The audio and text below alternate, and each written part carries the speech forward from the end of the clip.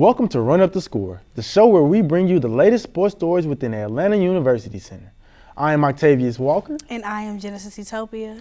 On today's show, we'll take a look at the progress of the Clark Atlanta's women's volleyball team throughout the season and have a sit down with head coach Joel Malfoy. We'll also recap our football team progress since our last talk with offensive line coach Frank Sutton and head coach Teddy Keaton. All of this and more right here on Run Up The Score.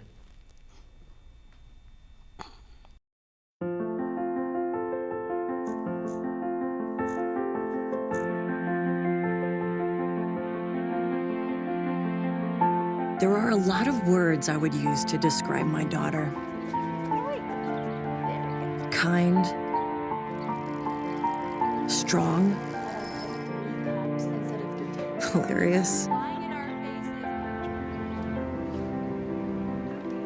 When I think about how much she's experienced in her life, on a journey that we're now on together as a family,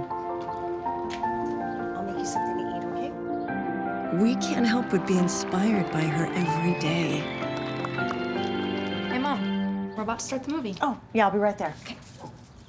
So really, we're the lucky ones. Learn about adopting a teen from foster care. You can't imagine the reward. Visit adoptuskids.org. Welcome back to Run Up The Score. After making history against Lane College on the road, the CAU Panther football team made their way back home to face Savannah State University on the red carpet. Savannah State set the pace early in the game by scoring on a touchdown pass 8 minutes into the game, putting the Tigers up by 7 against the Panthers. However, the Panthers did not go down without a fight. The game went back and forth, with the Panthers tying up the game in the third quarter on an 8-yard touchdown pass from David Wright to Armand Harris. They gave a strong effort, but in the end, the Panthers ultimately fell short to the Tigers, 35-28, making their first loss of the season. Genesis, we were actually on the field during that first loss. How did you feel? How do you think the stadium reacted to this loss? I would say the stadium was really quiet leaving that game. Yeah. I feel like everybody, it was a lot of heads down for some reason. Most definitely. With that only being our first loss of the season, I feel like we should have handled that a lot better. Understandably, we were on a high when it comes to our winning streak, but I feel like we should have handled that a lot better publicly. Yeah, I also agree. I think that, it was a lot of heads downs.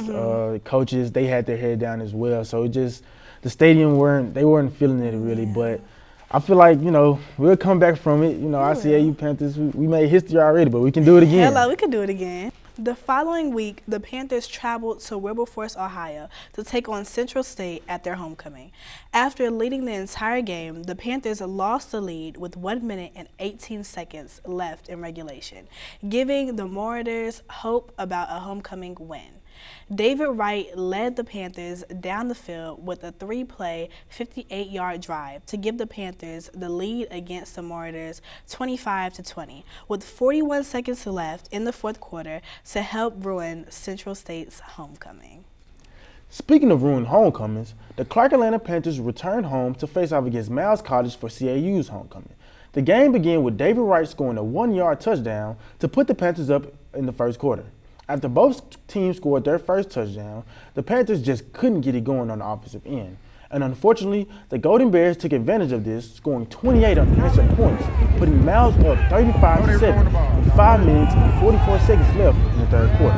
Although the Panthers were down the entire game, they did not get discouraged, scoring 3 more touchdowns, showcasing their relentlessness in front of the alumni crowd. But Miles kept scoring, and the Panthers couldn't answer. Miles won 49-28 to put a damper on CAU's homecoming. With a 5-2-1 record, the Panthers are currently number 5 in the conference. Panther fans, show your unwavering support for the Clark Atlanta Panthers this weekend as they look to top Tuskegee University and celebrate senior night. Our women's volleyball team went into Midgeville, Georgia to face off against Georgia College and State University after dominating the East Crossover tournament. Unfortunately, our ladies fell to the Bobcats 1-3. Our ladies returned back to Epps Gym against Edwards Waters University, and this game had the fans on the edge of their seats as the Panthers went up 2-0, but the Tigers did not go away as they stormed all the way back to take down the Panthers 2-3. Our ladies traveled to Memphis, Tennessee to participate in the SIAC West Crossover Tournament, and they handled business, leaving the tournament with a 2-1 record. Our Panthers went on a back-to-back, first to Albany State and then to Fort Valley State. Our Panthers split the back-to-back as they started off losing a hard-fought battle against Albany State, with Shanique McGee leading the team with 15 kills, and Madison Spells leading the team with 15 kills in a 3-1 rout over Fort Valley State University. Our Panthers came back to Atlanta to face against Benedict College, and they completely dominated the Tigers, winning 3-1. Our Panthers got on the road the next day, heading to LaGrange College to take on the lesser of the two Panthers. And our ladies showed who the real Panthers were, sweeping LaGrange College 3-0. Our ladies came back home Friday to take on Allen University, and this game did not disappoint. After dropping the first set, our ladies took the next two sets, going up 2-1. But Allen did not go away, as they took the next set, tying the game up 2-2.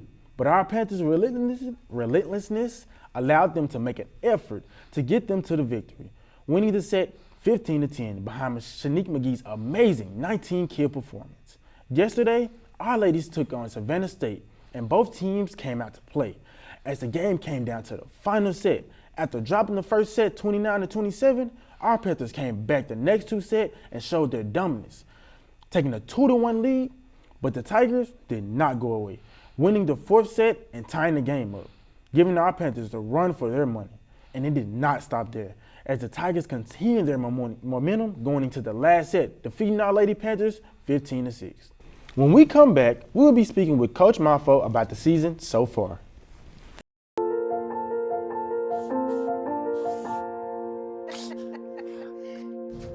Do you want to go grab some frozen yogurt tonight?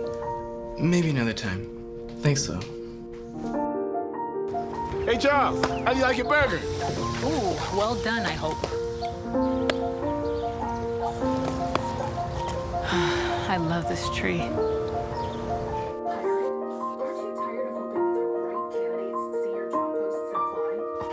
Hey, honey. We thought we'd try something new. Family art hour. Come on, sit down. Okay, guys, what do you think? That is you. Oh, you got jokes. You're funny. That is you, and that is your son, and your other son.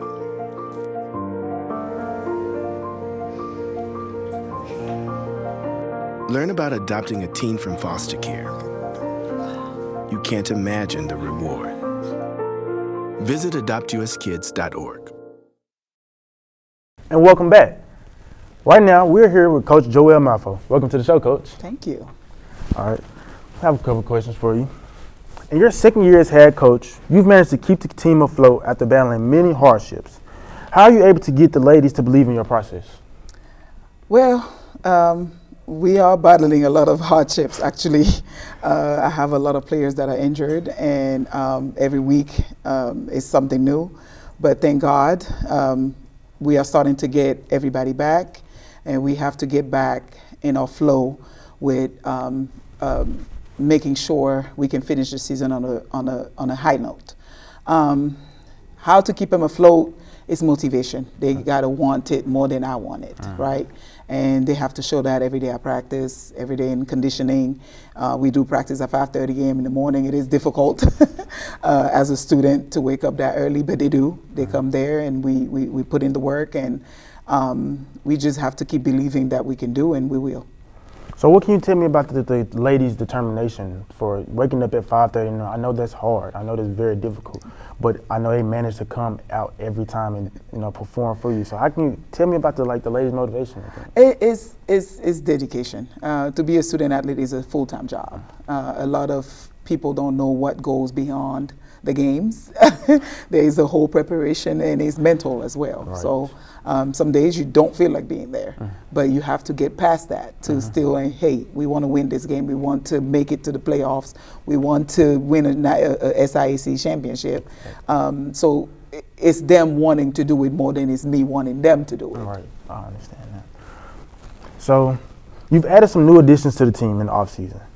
What were you looking to add to the team? Honestly, I only added 3 players to the last year team, and those 3 players are 3 freshmen.